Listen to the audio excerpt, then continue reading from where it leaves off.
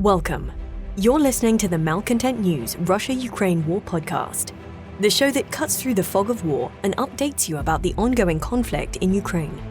Don't forget to like, comment, and subscribe on Apple Podcasts, Spotify, and Google Podcasts. Hello, I'm Marina Yevshan, co-host of the Russia-Ukraine War Report podcast, and today is February the 26th, 2024. It has been 3,682 days since Russia started covert military operations in Crimea, 10 years and 6 days since the start of the Russia-Ukraine war, and 2 years and 3 days since Russia expanded its war of aggression. Today's podcast looks at events that happened over the weekend. During the podcast, you will find the Russia-Ukraine war map helpful to visualize the areas discussed. A link is in the podcast description. There are map updates today. The Russia-Ukraine War Report is compiled by our team from around the world. Today's report includes information from our direct contacts and journalists in Ukraine, the Russian Ministry of Defense, the General Staff of the Armed Forces of Ukraine morning reports, operational commands north, south and east of Ukraine, open source intelligence, our in-house team of analysts and geospatial experts, and pro-Ukrainian and pro-Russian mail bloggers and social media channels with a track record of trying to be accurate. We have one mission, the truth, because the truth matters.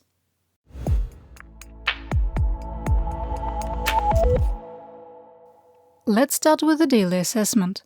1. We maintain there is a high risk of a large-scale missile attack targeting civilians and civilian infrastructure through March the 1st, due to a Russian A-50U AWACS being shot down on February the 23rd. 2. We maintain the risk that Russia will recognize the breakaway Moldovan Republic of Transnistria or declare it intends to annex the region is low. 3. The United States has ended financial and military aid to Ukraine unless there is an unforeseen event that changes congressional leadership before the 2024 elections. 4. Ukraine's acute shortage of ammunition and air defense missiles continues to impact the battlefield, with Kyiv and Washington warning that situation will become catastrophic by April. 5. In our assessment, and due to necessity, Ukraine has shifted to a Fabian strategy to wear down Russian combat power while conserving resources. 6. The ending of US aid for Ukraine is motivating at least 5 European nations to consider expanding, restarting, or starting nuclear weapons programs. 7. It is extremely unlikely that Russia will achieve its main operational goal of capturing the remaining areas of the Luhansk and Donetsk oblasts and the areas east of the Oskil River in northern Kharkiv Oblast by March the 13th. 8. Our assessment that the lack of media attention and the ending of US military aid has encouraged the Kremlin to be more transparent when committing grave breaches of the Geneva Conventions was regrettably accurate. 9. We maintain that while the possibility of an intentional nuclear accident caused by Russian occupiers at the Zaporizhzhia nuclear power plant remains low, the condition is more serious than what the International Atomic Energy Agency is reporting.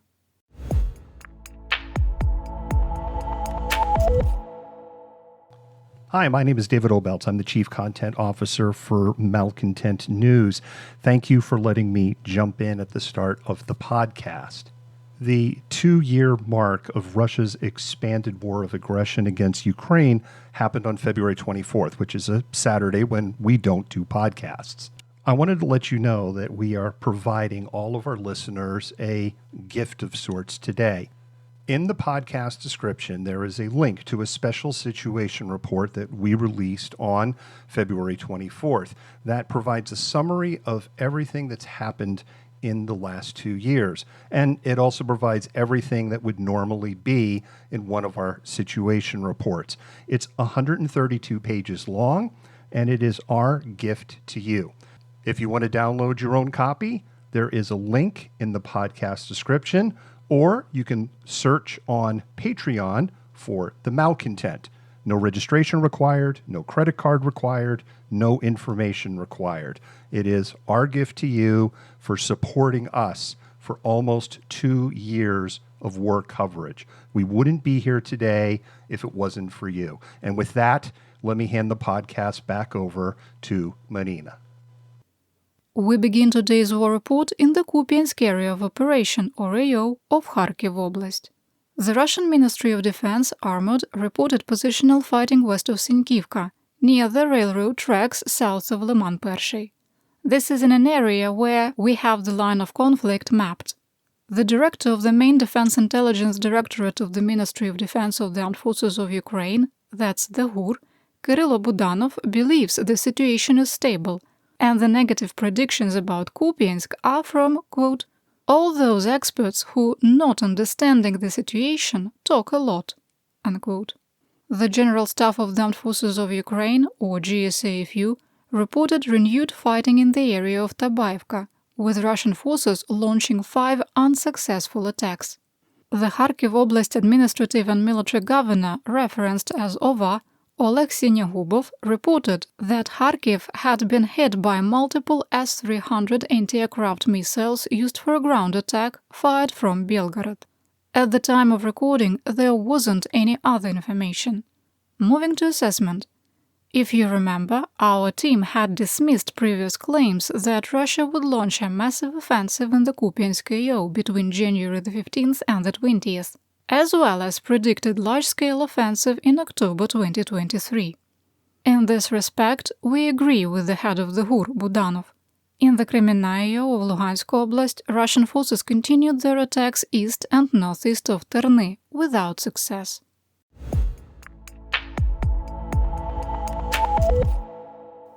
Let's talk about the Donbas, starting in northeast Donetsk Oblast.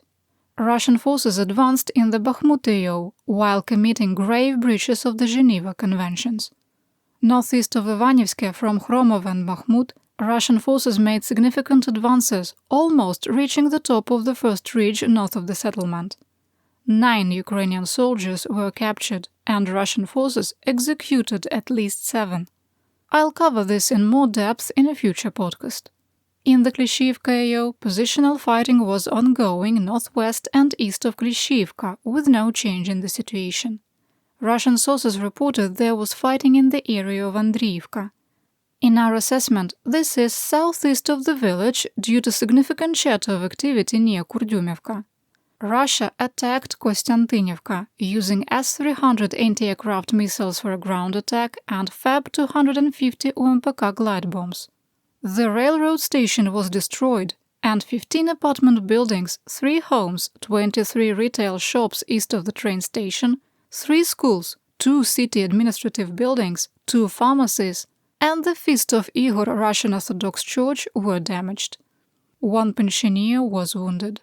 In the Donetsk, New York AO, Armored reported fighting in the area of Pivnichne and Shumy on the edge of occupied Gorlivka. GSAFU reported that Ukrainian forces were shelled in the area of Mayorsk and Shumy, suggesting that fighting is still ongoing in the area of Terekans along the former Minsk II boundary. Here is the situation in southwest Donetsk, starting in the Avdiivka AO, where Ukrainian forces have not been able to stabilize defensive lines. To the north of occupied Avdiivka, Armored reported fighting near Novobakhmutivka. Ukrainian sources reported that Russian troops briefly broke through Ukrainian defenses east of Berdychi, but were repulsed. And heavy fighting continued near the railroad grade east of Stepove. Further south, Ukrainian forces are under heavy pressure in Orlivka, with Russian forces trying to advance along the road from Avdiivka. On February the 24th, Russian forces captured the eastern part of the village of Lastochkina. Ukrainian forces were forced to fall back to Tonenke due to a lack of effective defensive positions. There are conflicting reports on the status of Lastochkina. Russian mercenary mail blogger Wogonzo reported that Ukrainian forces were on the offensive on the western edge of Lastochkina. In contrast, the Ukrainian source Deep State wrote, quote, "We once again withdrew to prepared positions. And then we will hear more and more because the situation in the neighboring villages is absolutely the same, and the enemy has to be restrained by the forces of the Ukrainian military, on whose shoulders the entire burden falls." Unquote. Using terrain analysis, we adjusted the map, moving the line of conflict west of the village. You can see our war map to visualize the situation. There is a link in the podcast description. Southwest of occupied Avdiivka, fighting continued in the eastern part of Pervomaiske and near Nevelske, with no change in the situation. Moving to assessment. Considering the terrain and uncooperative weather that is benefiting Russia, if Russian forces can take Tonenka and Orlivka, the next advance would either be north toward Semenivka or continue west toward Umanska. If Russian commanders continue a strategy of advancing regardless of losses, a direct attack toward western Vodyane and Netailove can't be ruled out.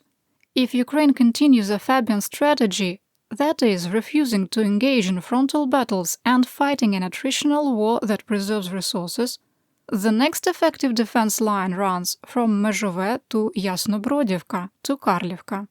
Elevation, water obstacles, and urbanized areas will assist the defense. In the Marinka AO, Russian forces continue to attack Krasnogorivka from the south, with support from the aerospace forces. GSFU reported fighting near Georgievka, suggesting that Russian troops did have a brief operational pause. Russian and Ukrainian forces also continue to fight for control of the village of Pobeda. In the Vuhledar AO, heavy fighting continued, with Russian forces trying to advance on Novomykhailivka from the northeast without success. To the west, in the Staromlynivka AO, Russian forces continued to try to advance in the direction of Zolota Niva from Novodonetsk, with no change in the situation.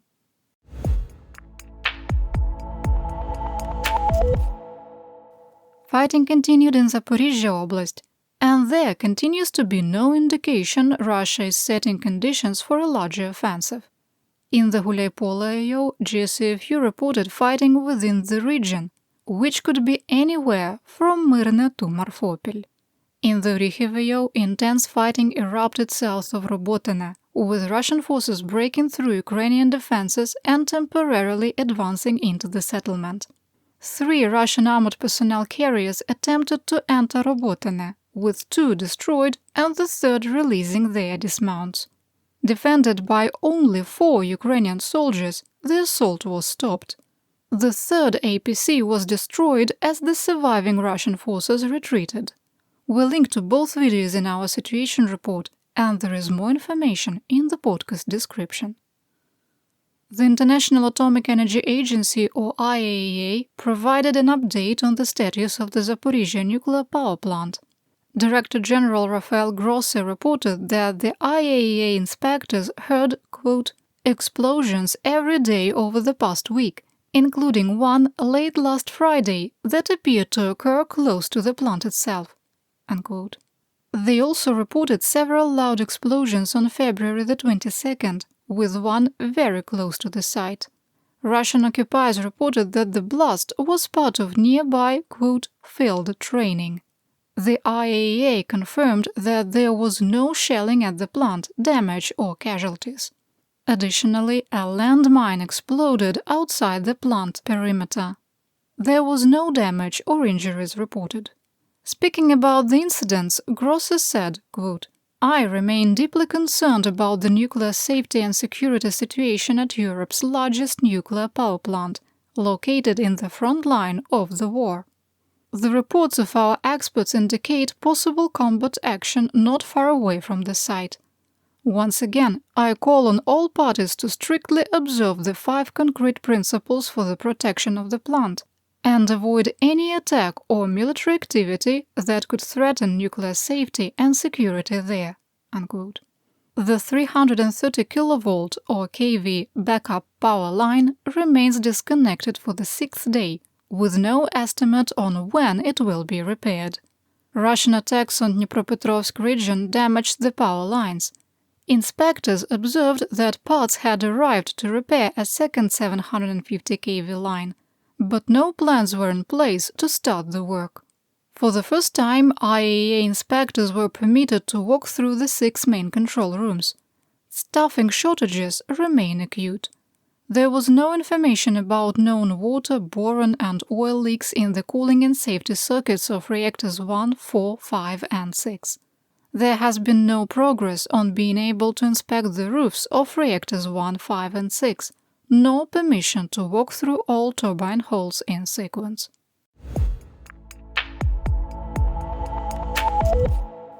In the Kherson AO, fighting continued in Krinky, with Ukrainian forces repelling more than 15 attacks over the weekend.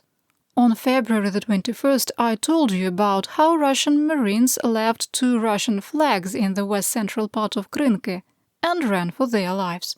They succeeded in providing Russian Minister of Defense Sergei Shoigu his picture report, but a video we link to in our situation report shows they didn't make it out alive. Over the weekend, Ukrainian forces replaced their flag on the water tower in the forest south of the settlement.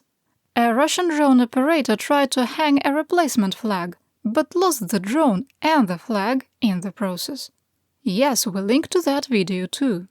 In defiance of last week's claims by Russian Minister of Defense Sergei Shoigu that the village was captured, Ukrainian forces captured Russian naval infantry soldiers.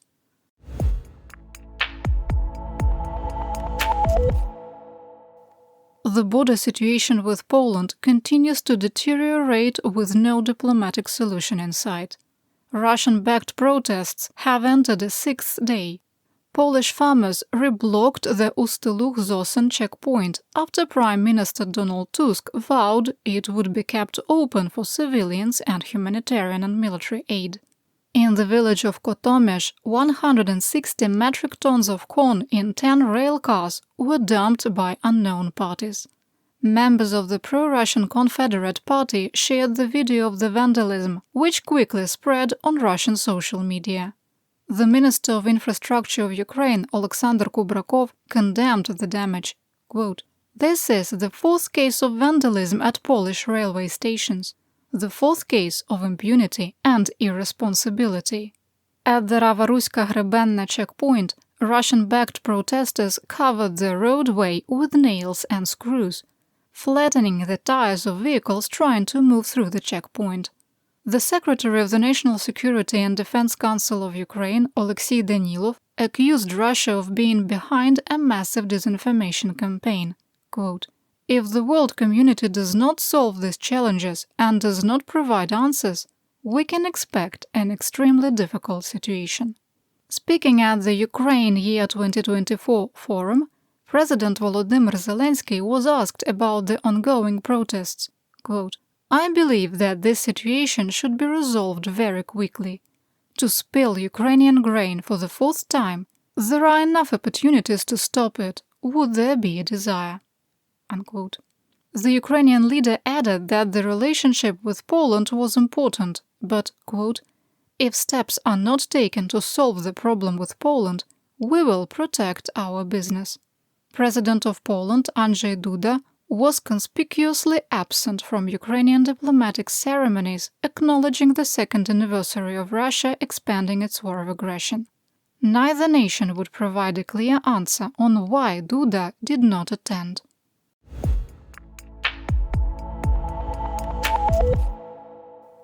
I've got an update on some big news out of Russia from over the weekend. A Russian A-50U AWACS was shot down near the village of Trudovaya Armenia in the Krasnodar Krai region of Russia. This is the 2nd A-50 lost in 2024, leaving the VKS with 7 operational airframes. The airframe has been identified as number 42 RF-50-610. The plane entered service in 1988 and was upgraded in 2019. The GUR said an S-200 air defense missile shot down the aircraft. Russian Melblogger fighter bomber initially reported that Ukraine shot down the A-50, before being told by the Kremlin, before deciding that Russian incompetence was a better story, claiming that the plane was destroyed by friendly fire. You're listening to the Malcontent News Russia-Ukraine War Podcast. Our team of journalists, researchers, and analysts is funded by readers, listeners, and viewers just like you. To support independent journalism, please consider becoming a patron. You can find us on patreon.com/Malcontent News.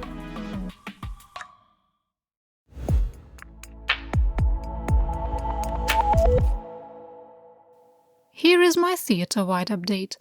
On February the 24th and the 25th, Ukraine shot down 25 of 32 Iranian-sourced Shahed 136 one-way drones and 3 Kh-59 guided air-to-surface missiles launched in 2 waves. An additional Iskander-M short-range ballistic missile, that's an SRBM, fired from occupied Crimea, reached its unspecified target. We have not covered Russian 5 o'clock volleys in a long time, but this is a good one. After 2 years of its expanded war of aggression, Armat claimed that it had destroyed 841 Ukrainian aircraft, 474 planes and 267 helicopters. On February 24, 2022, Ukraine's entire operational fleet was less than 250 aircraft, and the nation has received less than 100 additional planes and helicopters combined in the last year. Russian claims are distorted because soldiers and commanders are paid bounties for destroyed equipment, motivating units to abuse the system. The director of the GUR, Budanov, said that Russia had planned but could not implement its most ambitious hybrid warfare operation in history, codenamed Maidan 3.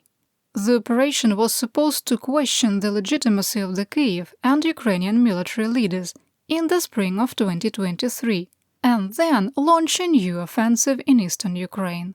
The Russian offensive operations met stiff resistance and failed, causing the information warfare plan that started in May to fall apart. The SBU detained 2 groups of teens in Chernihiv and Kyiv Obelcz who were preparing to launch drones at Ukraine's Patriot batteries in an apparent act of treason. SBU Director Major General Vasyl Maluk said the attack was being carried out on behalf of the Federal Security Service of Russia, or FSB, and the teens had gone through 4 months of training in drone operation. At the Ukraine Year 2024 forum in Kyiv, President Zelensky and other government officials answered questions over a wide range of topics. Zelensky said that the ratio of forces was now 1:7, and to restore the 1991 borders it must be much closer to 1:1. He claimed that 31,000 Ukrainian soldiers had died in the last 2 years, and that the number of Russians killed reported by GSAFU was 180,000, less than half the number from earlier reports.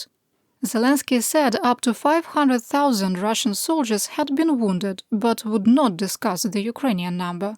He did clarify that the Ukrainian killed in action number did not include those missing in action, and acknowledged that most of them are likely dead.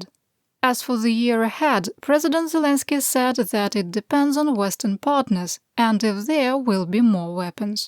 Quote, "This whole year is about the courage of people. All the years of courage. The first year was survival. It was a terrible year. The second was a year of stability in all directions. The boys are on the battlefield and the West is united. The third year is a turning point, and that's why we need both courage and stability to survive. The format of the war will depend on this year." Unquote. While praising the armed forces, he acknowledged the months ahead will be tough and believes that Russia is preparing a summer offensive. He added that March and April will be particularly difficult. Zelensky was also forthcoming in admitting mistakes made in 2023, stating, quote, "The reserves were not prepared properly. We have to admit our weak points." Unquote. He also said there were breaches in operational security. Quote, "Our plans for a counteroffensive last fall were on the Kremlin's table before the counteroffensive began." Discussing foreign support, Zelensky said that only 50% of military aid promised to arrive in 2023 had been supplied. For ammunition, the situation was worse, with only 30% of commitments from the European Union delivered on time.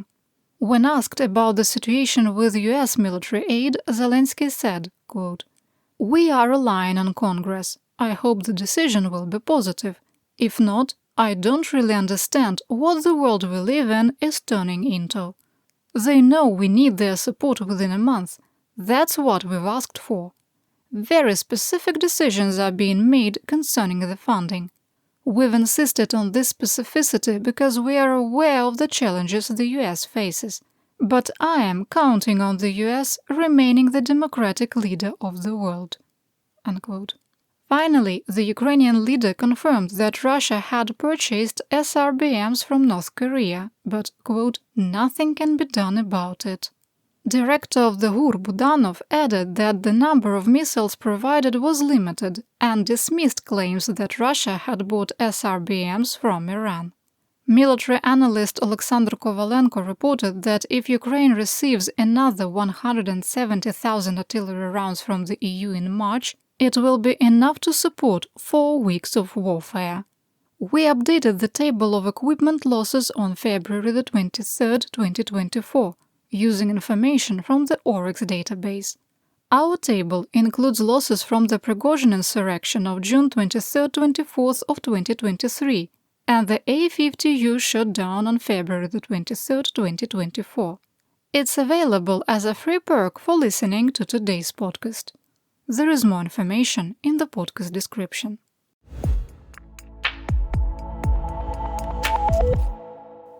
Last stop. In the land of Mobiks, Mobilization and Mir, it has been very hard to be a Russian military officer the last 2 years. In the 2 years since Russia expanded its war of aggression, the Russian Officers Killed in Ukraine project has documented the loss of 3,627 officers. ROCAP uses official releases from the Russian Ministry of Defense, obituaries, public funeral records, and memorials to compile their list. It excludes officers from the so-called Donetsk and Luhansk People's Republics, Chechens, or commanders of private military companies.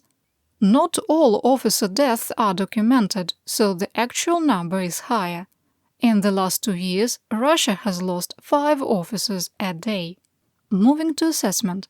The number of junior and field-grade officers lost is 2,825, devastating for the Russian military. And this doesn't take into account officers who were wounded in action and can no longer serve. It will take decades to restore the senior officer pipeline. Russia's command structure has contributed heavily to the loss of senior officers. The Russian Federation Armed Forces does not have a non-commissioned officers corps and has a top-down command structure. Individual soldiers, junior officers, and field officers are not only discouraged from adapting and improvising, they are frequently punished for it. When orders are not carried out due to confusion or non-compliance, senior officers are forced to go to the front, sometimes to the forwardmost line of friendly troops. In Western militaries, having a colonel personally directing troops 500 meters from the enemy is unthinkable. When Russia's battalion tactical group organization failed in Ukraine, instead of learning from their mistakes, the Kremlin dismantled a decade of work. It returned to a post-Soviet structure of regiments and divisions without addressing its command structure. While clinging to a mid-20th century organizational structure gets results that the Kremlin is willing to accept, it is destroying the officer corps. In future conflicts, this will increasingly put Russia at a disadvantage that its accelerating demographic crisis will make worse. And that's what we know. Your support of my home, Ukraine, helps us make history and protect the future for all. You're listening to the Malcontent News Russia-Ukraine War Podcast. Our team of journalists, researchers, and analysts is funded by readers, listeners, and viewers just like you. To support independent journalism, please consider becoming a patron. You can find us on patreon.com@malcontentnews.